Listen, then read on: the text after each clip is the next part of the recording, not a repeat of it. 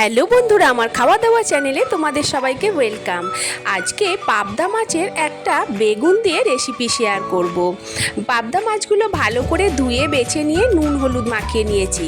মাছগুলো কড়াই ছেড়ে চাপা দিয়ে দিয়েছি। মাছ ভাজাটা আমি দেখাতে পারলাম না, এই কারণে পাবদা মাছ যা তেলে দিলে ফাটে, সেই কারণে আমি কড়াই ছাড়া মাত্রই ঢাকনা দিয়ে দিয়েছি। এবার দেখো মাছগুলো সব ভাজা হয়ে গেছে। এখানে আমি অর্ধেকটা বেগুন কেটে নিয়েছি। কড়াইয়ে সামান্য কালো জিরে ফোড়ন দিয়ে কেটে রাখা বেগুনটা আমি ছেড়ে দিলাম, দিয়ে এটিকে ভালো করে একটু ভাজা ভাজা করে নিলাম। এখানে ধনে জিরে গুঁড়ো, লঙ্কা হলুদের গুঁড়ো নিয়ে নিয়েছি। এটা আমি জল দিয়ে গুলে নেব।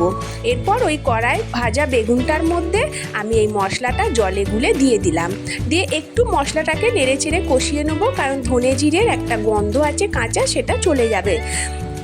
মশলাটা কষানো হয়ে যাওয়ার পরেই আমি এতে পরিমাণ মতো জল আর স্বাদ মতো নুন দিয়ে দিলাম।